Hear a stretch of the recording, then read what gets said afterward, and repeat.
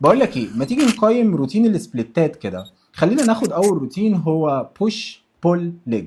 مشكلة التمرين ده بيركز شوية على الابر بادي، كمان مش مناسب لفئة المبتدئين، فخلينا نحطه مثلا رقم A. اما بالنسبة لروتين برو سبليت فهو روتين كويس جدا ولسه شغال لحد دلوقتي وكلنا بدأنا عليه، ولكن مركز قوي قوي مع حتة الابر. انت بتتمرن ليجز مرة واحدة، كمان برضو التمرين ده بيخليك تقعد 7 ايام على ما تتمرن العضله تاني، فليه اقعد 6 ايام او 7 ايام عشان امرن العضله تاني؟ يعني راحه كبيره جدا. فخلينا نحطه في المستوى بي. الفول بودي كويس جدا وانت وقتك قليل في الجيم، فممكن تتمرن تمرين فول بودي. مش لازم تحط التمارين كلها علشان تقدر تتمرن فول بودي، يعني ما ينفعش الدراع لوحده والباي لوحدها والتراي لوحدها والصدر لوحدها، لازم تحط تمارين كومباوند عشان تحقق حته الاوفرلاب ميثود.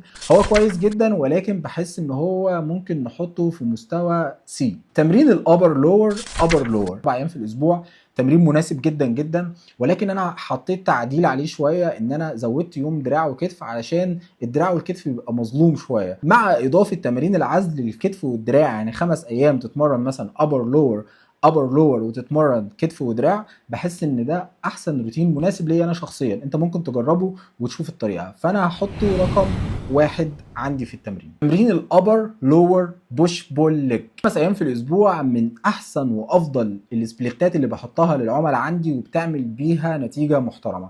توزيع الفوليوم، الاكسرسايز سيلكشن، بروجريسيف اوفرلود، الاستشفاء. بص، بيناسب كل الفئات اللي هتتمرن 5 ايام في الاسبوع، سواء متقدم او سواء محترف او سواء حتى بتحضر لبطوله. وفتره التنشيف بتاعتي او فتره البلك كمان بيفرق معايا جدا. فانا بالنسبه لي انا هخلي الابر لور بوش بول هو رقم 2 بعد السبليت بتاعي اللي هو ابر لور، ابر لور شولدر ارم.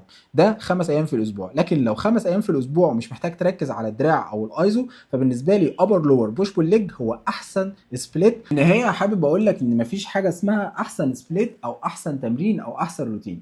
اللي عايز اقول لك عليه احسن سبليت هو اللي يتناسب معاك انت، يتناسب مع الحجم، ويتناسب مع الاكسرسايز سيلكشن، ويتناسب مع تمرينك انت، ويتناسب مع توزيع التمرين، ويتناسب مع يومك انت. فمفيش حاجه اسمها احسن نظام تمرين او احسن سبليت تمرين. جرب، ادي نفسك فرصه انك تجرب كل السبليتات واوصل لاحسن سبليت وخليك مكمل عليها. من عيوب تمرين البوش بول ليجز، بوش بول ليجز 6 ايام في الاسبوع.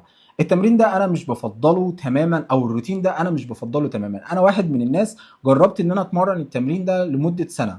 عايز اقول لك بقى، التهابات في الاربطه والاوتار، التهابات في الركبه، التهابات تنس البو، جولف البو. توزيع الجهد والريكفري مش احسن حاجه، خصوصا لو انت شخص طبيعي العيب الاول هو الريكفري مش بيبقى احسن حاجه، كمان بيحط لود كبير جدا على الابر وعلى الليجز. كمان برضو من اصعب الحاجات اللي بتتمرنها في البوش بول ليجز هو انك بتتمرن البول وبعدين ليج. الليج بيكون الظهر شغال بشكل كبير جدا في تمارين الليجز، فبيحصل هنا اوفر تريننج، بيحصل هنا اجهاد اكتر للظهر. فالافضل انك تعكس شويه، تخلي مثلا البول الاول بعدين البوش بعدين الليج.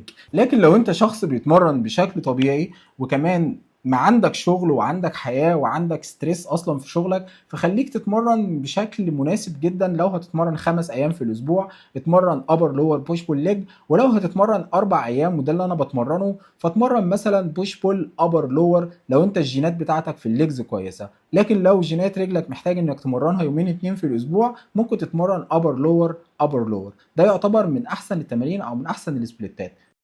افضل نظام تمرين ل6 ايام في الاسبوع. خليني اقول لك مفيش حاجه اسمها افضل نظام تمرين علشان تبقى فاهم كويس جدا.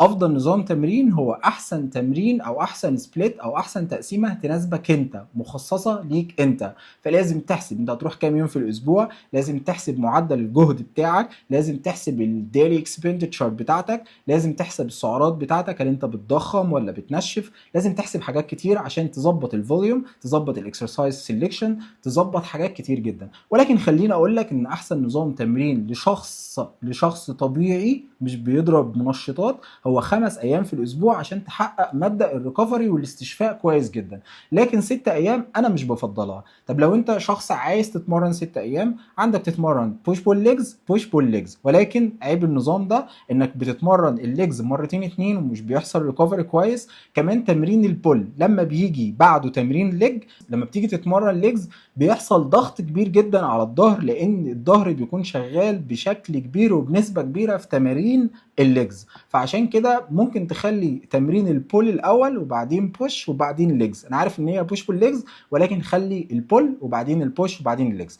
او لو ممكن تتمرن برضو تمرين ابر لور ابر لور ابر لور، ولكن صدقني الحجم والشدة هيبقى عالي جدا على شخص طبيعي.